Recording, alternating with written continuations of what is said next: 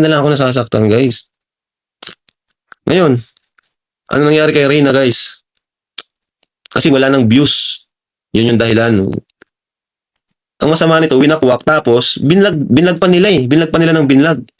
Inubos nila yung magnetic power. Kung nasa atin yan, hindi pa ubos ang magnetic power niyan. May views pa rin yan, kahit 200k, 300k, mag-views pa rin yan. Hindi sana hanggang ngayon natutulungan natin siya. Gandang ang boses ng damdamin, tulong at kalingap ang laging unahin. Hi everyone, welcome back again to my channel. Another reaction video na naman po tayo mga kalingap. So for today's vlog, ito pag-usapan natin. Itong si Rina. Hinahanap ng mama ni Rina yung pera daw. So pag-uusapan po natin sa video na ito, pero bago natin simulan, huwag niyo pong kakalimutan mag-subscribe, Val Santos Matubang, Kalinga Frab at Edna Vlog, ang inyong lingkod, Gandang Emmy. Sa mga hindi pa po nakapag-subscribe, please subscribe and please hit the notification bell para lagi po kayong updated sa aking mga ina-upload na mga reaction video. So eto, alamin natin, ano ba yung masasabi ni Kalinga Frab about dito sa hinahanap na pera daw, mga kalingap. Tara, panoorin po natin ang video na ito. May isang issue pa tayo na na inaano sa atin, binabato sa atin. Yung pera daw ni Reyna, 2 years ago, 2 to 3 years ago, biglang hinanap sa atin, guys. Pambira naman. Winakwak nila sa atin si Reyna. Tapos, ngayon, after ng ilang taon, ano yun, wala na bang budget, ganon? Bigla tayong hinanapan. Pambira naman yan. No? Nakita natin si Reyna, ang kasama niya si Lolo, si Tatay. No? Tinulungan natin, pinabahayan natin, pinagamot, lahat, binihisan. Lahat ginawa natin kay Reyna. Ano? Hanggang sa dumating yung time na pumasok yung nanay, winakwak si Reyna. Pinalaga pa natin si Reyna kay Ate Roda. Ano? Pinalaga pa natin si Reyna kay Ate Roda. Nagbabayad tayo dyan. Ano po? Tapos ngayon, bakit naman ganun? Biglang hahanapan pa tayo ng pera. Yung pera na nga na natanggap natin, ginamit na nga po natin kay Reyna yun. No? Sa pag-aaral, gamot, di ba? Yan ang hirap kasi, winawakwak tapos pag wala ng budget, tayo pa yung masama, tayo pa yung may kasalanan, tayo pa yung may utang. Huwag nyo kasing wakwakin. Ibalik nyo sa amin sa Reyna kung gusto nyo, kung hindi nyo na kayang alagaan. Ano? Nung time na wala dyan nag-aalaga, kami nag-aalaga ni Ate Roda, asan kayo? Di ba? Saka yung clips na, yung last, yung parang sinauli namin si Reyna kay Mama, hindi naman yung last episode na nasa amin si Reyna. After nung binalik namin si Reyna kay Mama niya, 1 taon pa bumalik sa amin si Reyna, inalagaan pa namin si Reyna ng 1 taon. Yun yung last episode. Pambihira naman, no? Yun ang hirap eh. Huwag nyo kasing wakwakin para di kayo problema. Di ba? Huwag nyo wakwakin para wala tayong problema. Kung gusto nyo alagaan, alagaan nyo nang hindi winawakwak. Kami nagpakahirap dito, pinabayaral namin, tapos kayo, ganun-ganun na lang. Nakakasakit kayo ng damdamin. Palagi na lang kami nasasaktan ni Kuya Bal. Palagi. So eto na nga, no, mga kasukay, mga kalingap. Hinahanap daw yung pera.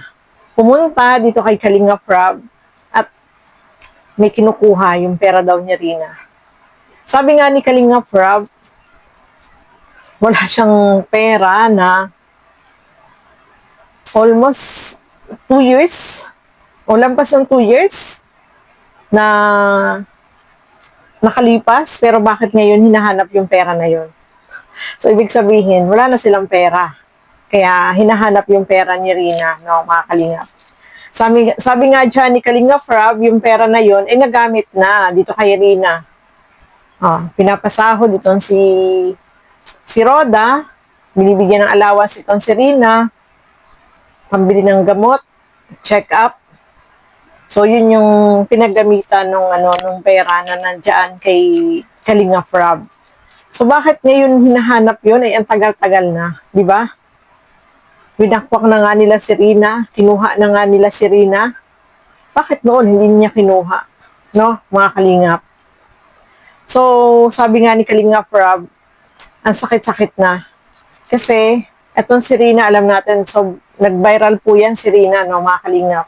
Pinasikat ni Kalingap Rob, at ayan, inalagaan, pina-doctor, pina-check up, pinaaral, at talagang naging okay itong si Rina, no, mga kalingap. Nagkaroon pa nga ng tutor, nagkaroon pa, pumasok sa school, di ba?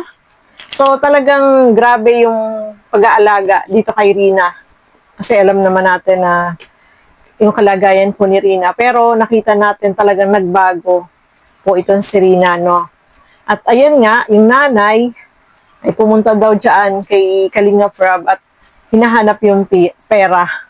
Sabi nga ni Kalingap Rob, nung wala pa daw siya, ang humarap ay si J. Brad, galit na galit yung nanay. Pero nung kaharap na daw siya, hindi na galit. Hindi na galit. So, ayun nga, no, mga kalingap. Masakit isipin, no. Si Rina ay ilang taon na inalagaan ni Roda, no. Pinagawa ng bahay, dun kay, sa kay Lolo, no. Pinaayos yung bahay, pinaganda, naging maayos yung kalagayan. At talaga naman pong naging okay itong si Rina. Tapos, ang nangyari pa ay yung nanay ay binawi itong si Rina, no? Nawakwak. Nawakwak kasi yung nanay ng mga ibang grupo na pinangakuan siya na siguro ngayon wala nang pera, no? Mga kalingap, kaya hinahanap yung pera na yun. Hindi niya alam, yung pera na yun, nagamit na. Siyempre, matagal si Rina sa kalingap, di ba? Yung gamutan na lang doon, napakalaki ng gastos.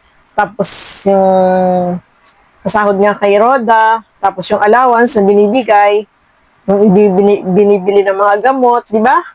So, yung pera na yun, nagamit na po ng mga kalingap. At kung meron mang hinahanap na iba pang pera, kagaya nun, di ba, merong 1M na ipinakita nung nag-birthday si Rina na sa check na yon nakalagay 1M.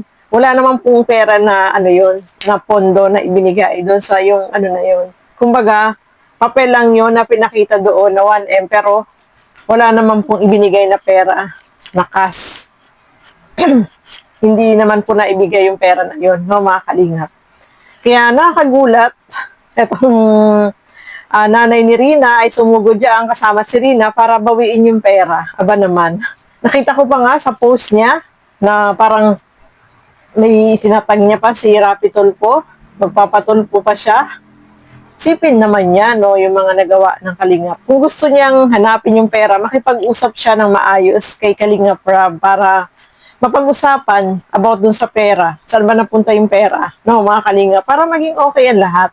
Hindi yung pupunta ka sa magpapa-Rapi Tulfo kasi yun ang panakot po nila sa Rapi Tulfo in action.